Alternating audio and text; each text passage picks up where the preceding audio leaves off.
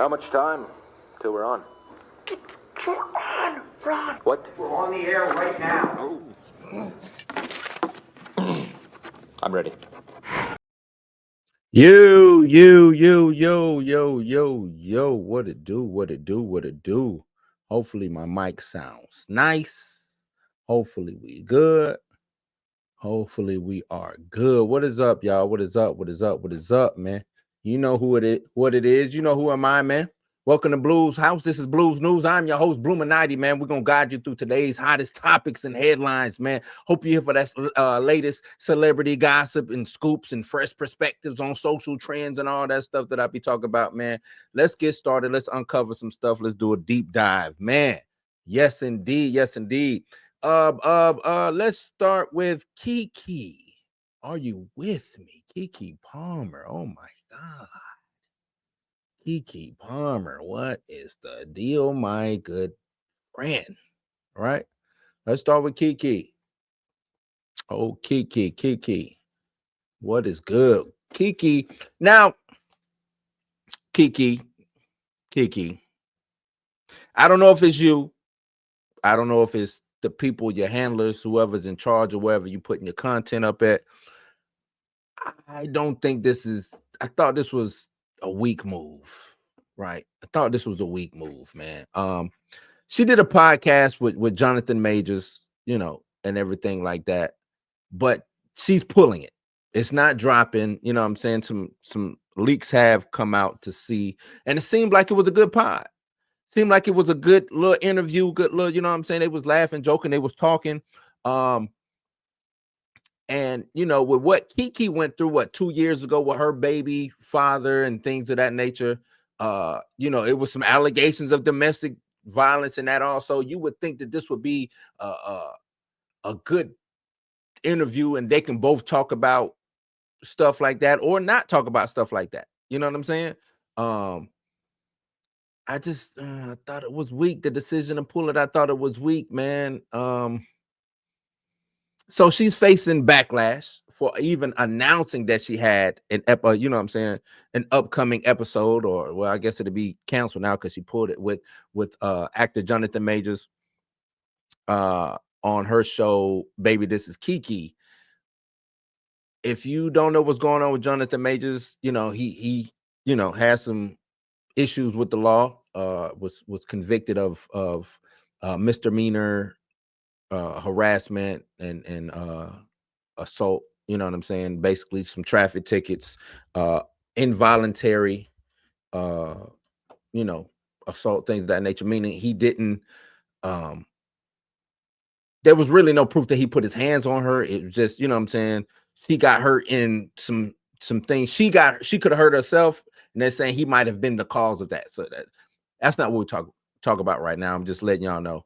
The episode was titled "No Easy Answers: Accountability and Moving Forward" with Jonathan Majors, and it was supposed to set the tone and discuss themes of accountability and forgiveness, which I think is something that is needed. It's needed, right? These are things that we need to talk about: forgiveness, accountability. But the public response, it was swift and it was very critical, man. The public came out. Well, when I say public, I don't know how many. It could have just been a small, loud crowd. I don't know. But you know what I'm saying? The internet was in an uproar, you know what I'm saying? And they questioned her decision to have him on the platform, to provide him a space to speak. You know what I'm saying? They, especially given her own experiences, like I said, with domestic abuse allegations against her ex-partner, the father of her child, Darius Jackson. And you can look into that yourself. I'm not finna sit here and disparage Keke or you know what I'm saying? Some things came out in the wash, and I think this is the perfect. We talk about forgiveness and accountability here.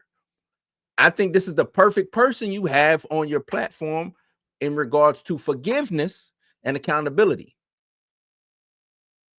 We give forgiveness to a lot of people who don't hold themselves accountable. I think with this instance, we're seeing Jonathan Majors hold himself accountable. And I don't even know if he's looking for forgiveness. And he might just say, I'm forgiving myself. I want to move forward in my career. And I just think this is nasty work. Right. So in light of the backlash, Palmer, her production company, Wondery, decided to pull the episode before its initial release, replacing it with an interview featuring rapper Cash Doll. I don't salute to Cash Doll. I think she got some heat.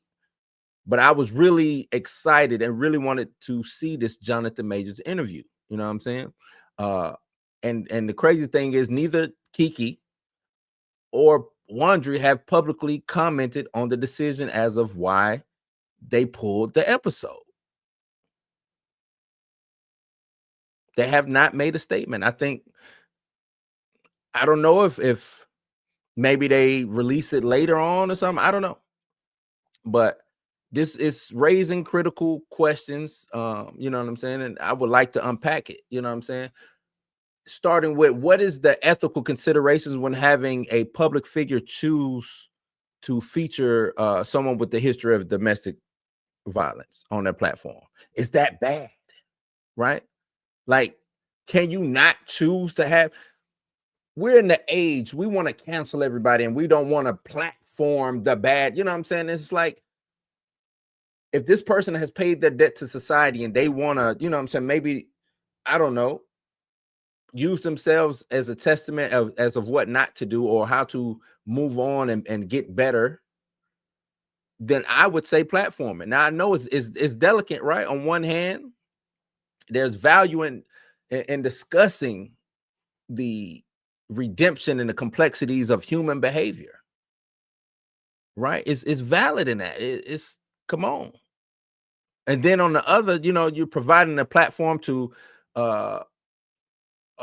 which seems like minimize the severity of past actions, right? Oh, this person did this and they're allowed to get up here and speak. You know what I'm saying? And I'm gonna say this, that's if this person hasn't demonstrated genuine accountability. But how do you demonstrate genuine accountability if you're not letting me get up, tell my story, and show that I'm accountable? Right? Now we know in Jonathan Majors' case, he's spoken about his personal growth. You know, he's spoken about doing the work. He's spoken about trying to move forward. He's spoken about that journey. Let him get up there and speak on his journey. But I get it, without clear acknowledgement and accountability, those appearances seem like attempts at image rehab, right? Rather than meaningful conversation. But two things can be true. Yes, I do want to rehab my image. And I also want to have meaningful rehabilitative conversation. And if you're not going to allow me to do that, I think that's bad on the part of the journalist or the host or even the company. Right? That brings up my other point, the important point of the responsibility of us content creators and how we should navigate these systems and these situations that's presented. You know what I'm saying? Transparency is always key. It's always key. Whether, you know what I'm saying, if we're going to engage with these controversial figures, it's crucial to address the issues head on. Don't pussyfoot the convo. Provide context. Ensure that the conversation doesn't gloss over whatever harm that's perceived to have caused or been cast, right?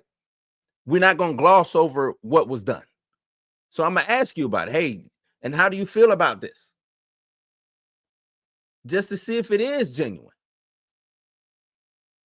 Right? With Keke's own experiences, I find it surprising that she would let this happen. I would, you know what I'm saying? Like, I'm just surprised in it. And it's a stark reminder that personal experiences don't always dictate professional decisions. Right? Public figures, public people, whether you're a rapper, actor, singer, whatever, You know what I'm saying? Somebody famous must be aware how their choices resonate with whatever audience they have, especially if it's sensitive topics. Right? Fame is given to you by your audience. That's one thing. Right? And you want to be able to put the best foot forward when addressing your audience. So I get all that.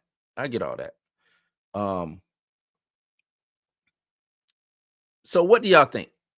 Do you think that she should have pulled this? I don't, like I said, I don't think she should have pulled it. I do not think she should have pulled it. I think she should have let it rock. The clip that I saw floating around seems like they was up on, they was having a good time. Seems like it was cathartic. They got some things off their chest.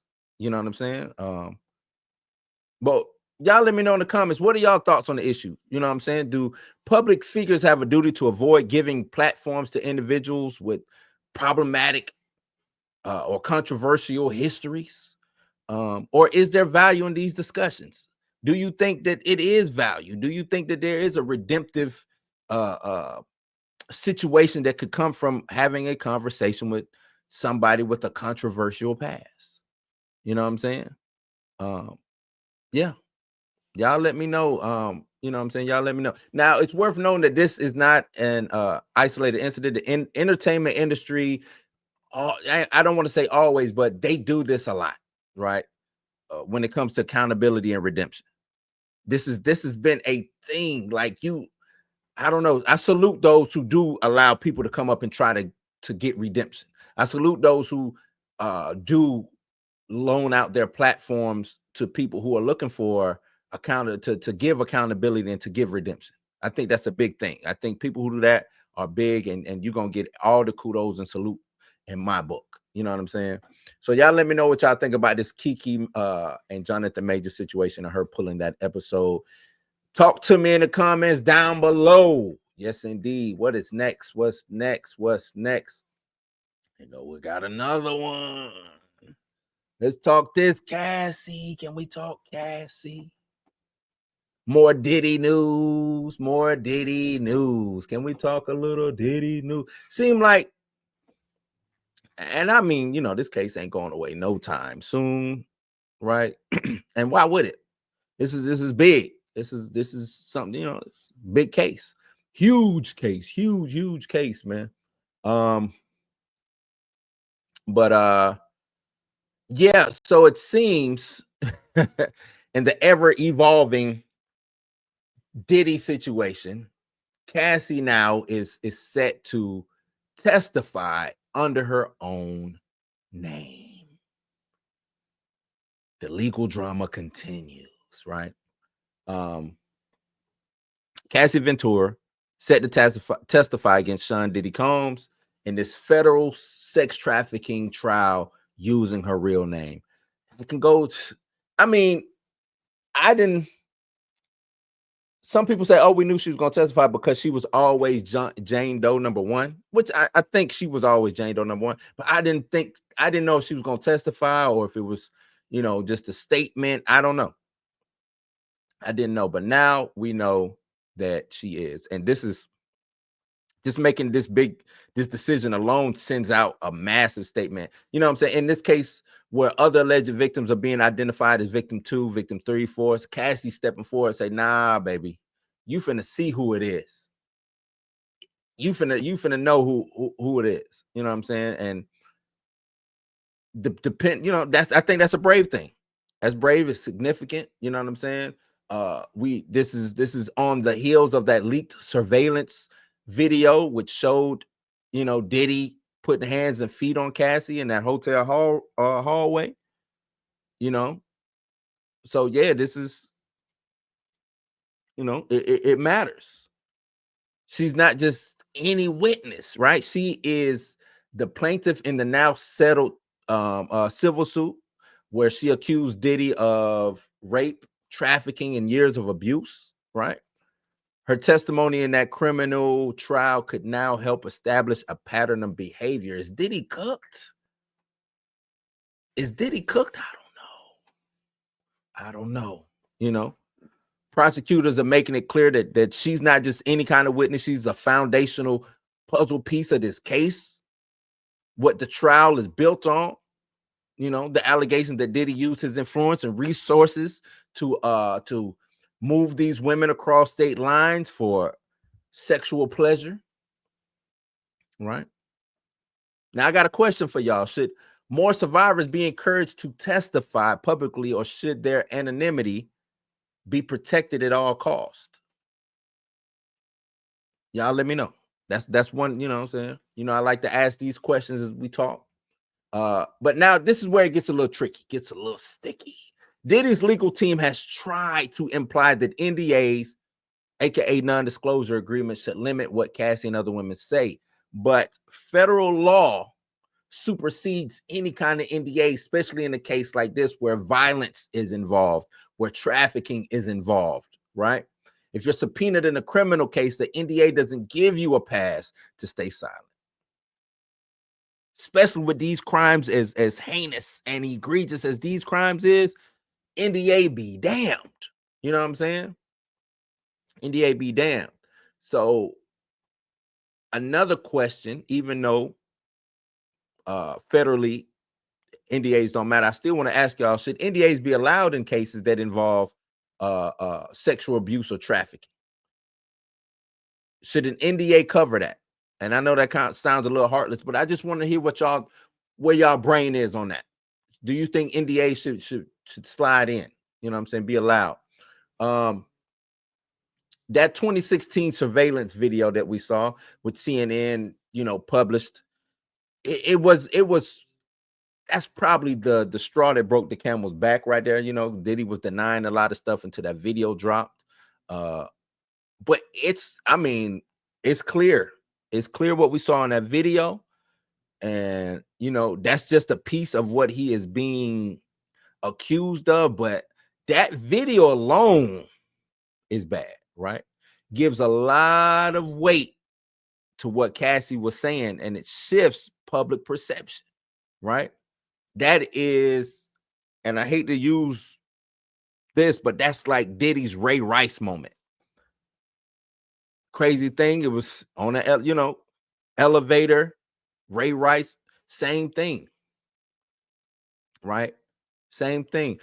My question is, how much, or if should that video be allowed in this case? Because for one thing, what happened with Cassie has nothing to do with what's going on with what they're trying to get in with, but it does have something to go on with what they're getting in with. It's kind of hazy, at least in my eyes, right? Kind of little hazy. But how much weight should that carry in this case going forward? How much weight? Now let's take a step back, because this is a bigger reckoning.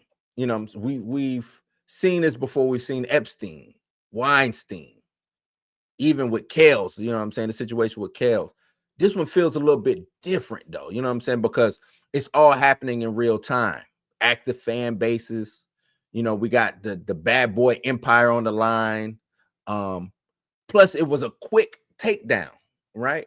Epstein, Weinstein, even Kales took a long, before they took him down, was like a long time. Diddy fell quicker than most. This was a fall from grace, ASAP fall. You know what I'm saying? He's not just a celebrity with, billionaire status, mogul, gatekeeper in the music and fashion space. Very powerful. That kind of power makes it hard for survivors to really speak out. You know what I'm saying? And this kind of what makes Cassie stepping up to the plate and shedding anonymity and saying, no, I'm coming in, Cassie Ventura, I'm testifying. That what makes the thing a little bit more important. It gives survivors of these situations, lets them know that, hey, if she can do it, I can do it too, right? She can do it, I can do it too. And I think that's strong and that's brave of Cassie. And I really want to applaud her for doing that. Got another question. They like, damn, Blue, you got all these damn questions. Do you think public opinion influences whether celebrities are truly held accountable or not in court? or does the system eventually catch up with you no matter what? That's a peak question of mine. Do you think public perception, public opinion, public influence matters in cases like this? Or is the system going to take you down no matter what? You know? So yeah, y'all talk to me in the comments when it comes to those, you know what I'm saying, those things like that. I think this is dope, man. I want to applaud Cassie. I want to salute her in that, because she didn't have to do this. She could have just, you know, she had her settlement from her civil case. She could have bowed out, had more babies with her husband, and called it a day. But she's stepping up to the plate. She is stepping up to the plate, and I want to salute her for that. Give her all the kudos in the world. Hopefully more survivors of things like this are able to, you know, look at Cassie and say, hey, if she can do it, I can do it. Male or female. If she can do it, I can do it. So yeah, y'all let me know in the comments what y'all think about this whole situation. Y'all let me know. What else we got on the docket? What else we got on the docket?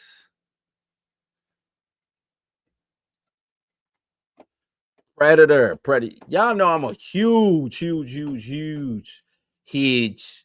I'm a huge, huge Predator fan, man. Big Predator fan. Do this real quick. It's a Predator animated series coming out. Man, it's Predator series coming out. Killers of Killers. That sounds dope. And this is animated, right? This is animated. So, you know, the premise is it's a 3-episode animated anthology. It's directed by Dan Trachtenberg, who did Prey. Each episode is set in a distinct historical period: feudal Japan, Viking era Scandinavia, and World War II aerial combat. Those are all that. My thing is, those are all dope time periods, right? I would love, and maybe it's just because I'm black, I would love for them to go into Africa. Like, they always act like Africa didn't have savage warriors or warriors that could, you know what I'm saying, maybe hold their own. They go to Japan, we know about the samurai. They go to the Viking, we know about the Vikings. Africa got warriors just on par and as good as samurais and ninjas and Vikings. I would love to see them do that. That's just, you know, a little personal thing for me. This series shifts from the traditional live action to an actual animated format, which I think is dope. I think a lot of movies should look into animated formats to get some stuff off. You know what I'm saying? You get a little bit more stylized storytelling and the potential for some real intense action sequences. I don't know if the cost of animation is on par with the cost of live action, but I think it's a lot of things you can really pull off animated, especially with stuff like the Predator or Aliens or these action, you know what I'm saying, action franchises. I think they work, man. I think they work. Each episode, you know, like I said, has its own different setting. We got feudal Japan, you know what I'm saying? Ninja turns against a samurai brother in a brutal battle for succession, only to face off with the Predator. I think that's dope. We get Viking era Scandinavia. Viking raider guides her young son on a bloody quest for revenge, encountering the Predator on the way, right? Then we get the World War II situation, aerial combat, pilot investigates an otherworldly threat to the Allied cause, leading to a confrontation with the Predator. So all of these things seem dope. Seem like it's gonna be something that they can pull from, you know what I'm saying? Plus, everybody was already saying, oh, we need what did the Predator do in Japan against the samurai or the ninjas? Come on, we know what they did. We know what they did, right? Now the animation allows for creative freedom. That's one thing I'm always, but you get to really get busy. To me, that's a plus. Now, a negative is, you know, a lot of fans, you know, we like you how we met you, right? We saw Predator in live action and we would like more live action. But hey, we are getting more live action. I look at this as just a bridge. You know what I'm saying? We get live action. This is just something to hold you over until we get more live action to come out. So I'm with that. Now, I want to ask y'all, which historical setting are y'all most excited to see in this situation? Right? Feudal Japan, Viking era, or the World War II. What do you think is going to be the best episode? Right? And do you think the animated format will enhance or take away from the Predator experience? Y'all let me know in the comments down below. That's right, man. Hey, look, we did it again. We did it again. Did it again. Knocked it out the park, y'all. Knocked it out of the park. So yeah, y'all let me know. How did y'all feel this week? I trying to stay consistent, do these videos, man. Don't forget, please, if you want to be down with Blues House and become a house guest, you can memberships are open, right? Tiers, I'm gonna start adding some stuff to those tiers. Come be a house guest. Come be a house guest. Support the channel. You can always donate at the Cash App if you want to. And like I said, it's donations. You don't have to. But it'd be dope if you did. $Bluminati. That's $Bluminati. Please, please, please like, share, and subscribe. The likes and the shares, they are free and they help this channel grow. You hear me? You hear me? Do you hear me? Likes and shares are free and they help this channel grow. Let's make it happen, y'all. Let's make it happen, y'all.